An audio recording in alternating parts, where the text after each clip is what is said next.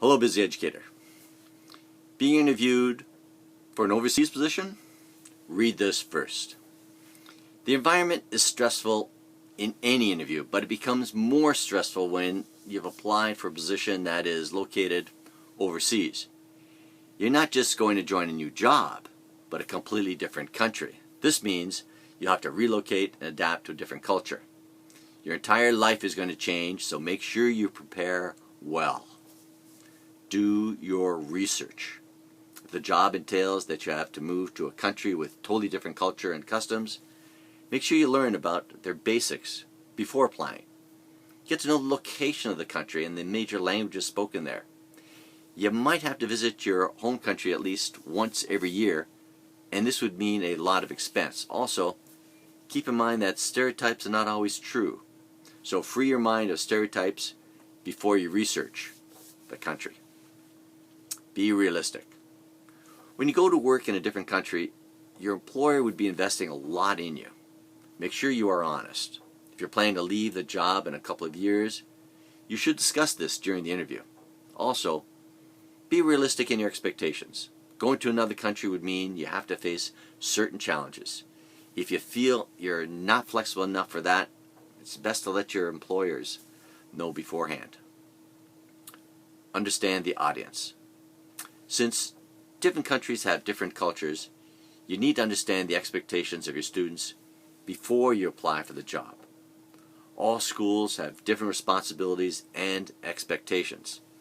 If you're going to a country where English is not the first language, you should make an endeavor to learn their language. This will make your stay in that country just that much easier. Keep in mind that you're moving to another country because you want to run away from your problems. It's highly unlikely that you'll keep your motivation high. Plan to move to another country if you can actually adapt to its culture and traditions. That's it for now, busy educator. Stay tuned for the next video, how social media can help you in your teaching job hunt. Until next time, talk to each other, support each other, take care of each other. Hello, busy educator. How social media can help you in your teaching job hunt. When it comes to job hunting, sometimes prospective teachers don't use social media very well, and this becomes their weak point.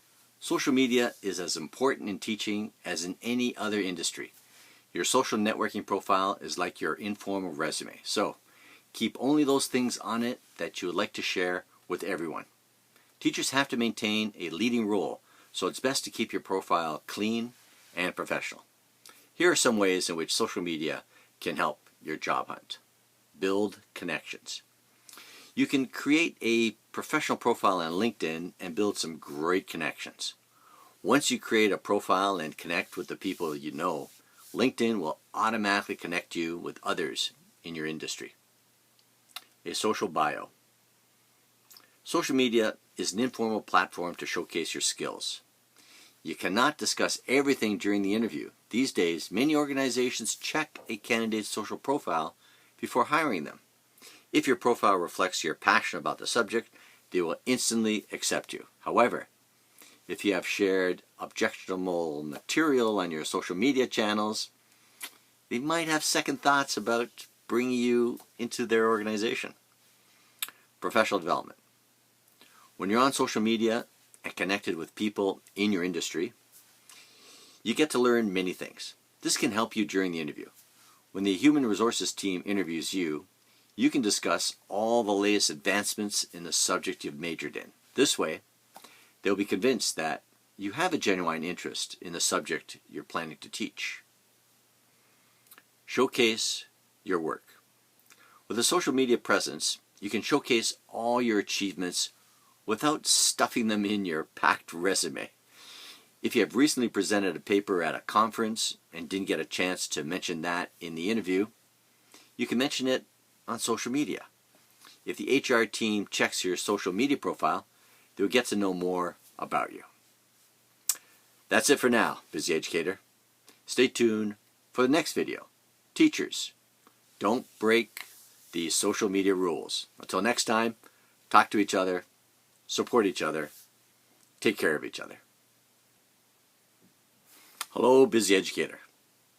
Teachers, don't break these social media rules.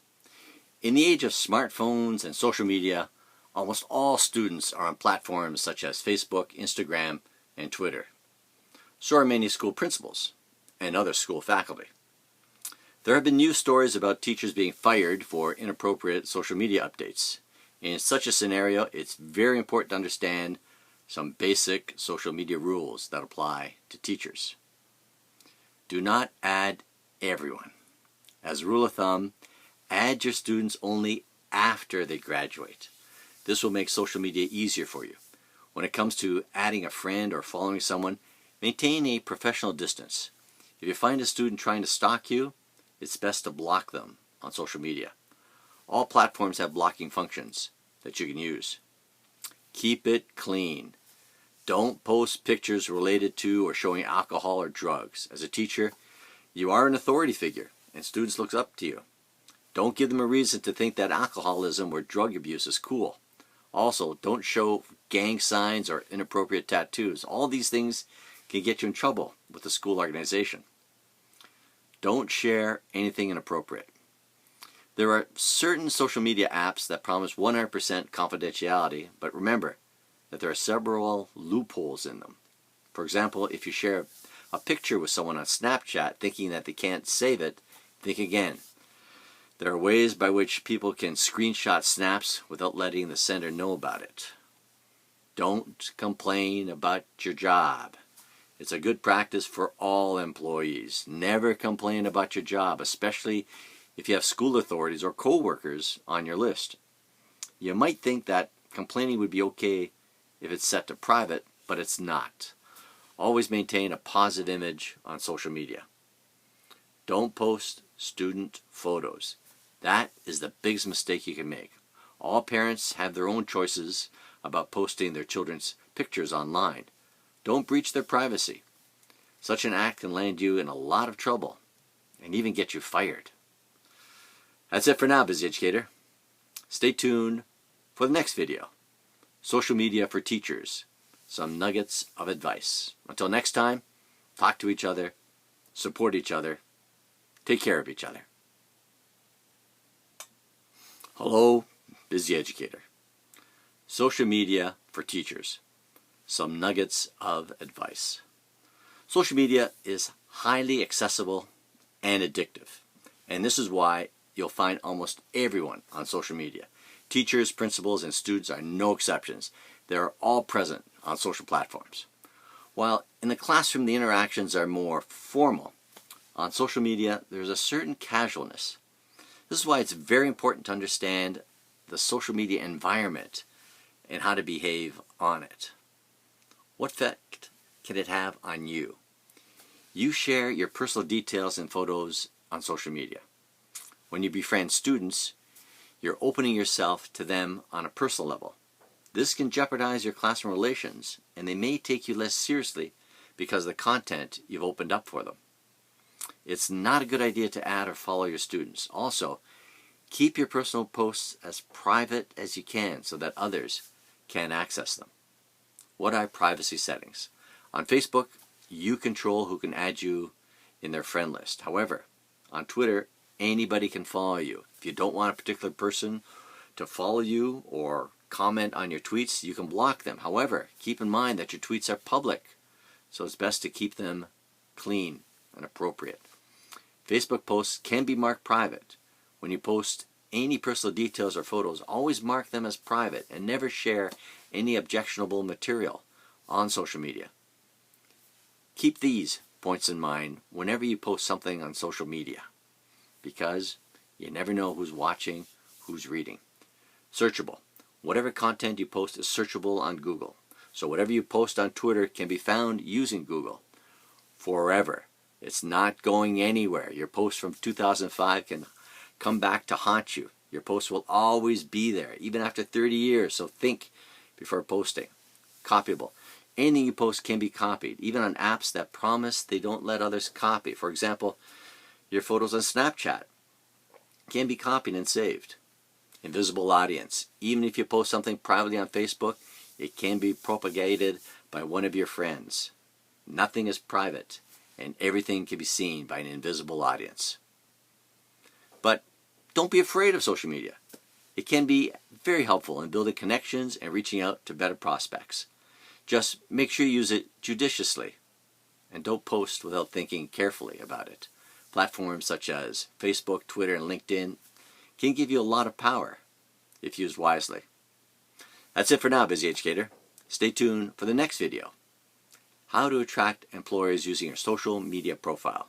Until next time, talk to each other, support each other, take care of each other. Hello, Busy Educator. How to attract employers using your social media profile. If you think social media is only about stalking on people or tweeting to celebrities, you need to think again. Social media can act as a strong self-marketing tool and help you get hired in the school or college of your choice. Job seekers from various industries choose this platform to discover new opportunities and information about the organization they're applying to. Recruiters use it to find more information about the person they're going to hire. If you're applying for a job, there are chances that the HR team will go through your social media page. How can you make it a job magnet? Learn some tips right here. Have a professional profile. Visit your About section and complete your profile. Many people have incomplete profiles. This doesn't give the HR team any insight into your personality. Make a professional-looking About section that shows that you're serious about your subject and have a passion for it. Join relevant groups. Create a profile on LinkedIn and join the groups relevant to teaching. More specifically, join some groups related to your subject. Of course, you're on social media for some fun, and you would join some exciting groups too, but make sure you're part of at least a couple of professional groups, even on Facebook. Highlight your achievements. If you had received the best physics teacher award in your previous school, make sure you publicly post about it. This way, people can see it and know about your dedication to your profession.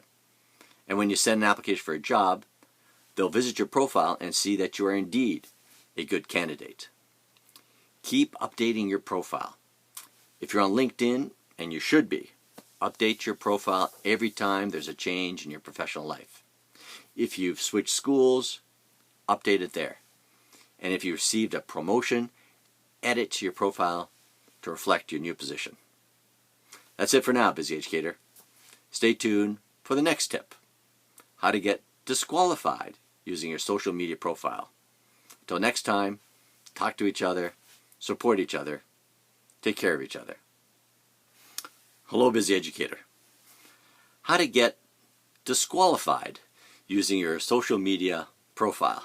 Yes, you read and heard the title right. Social media is very important in today's job scenario.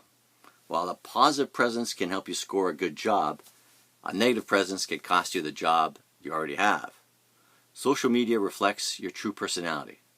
What does your profile talk to you about?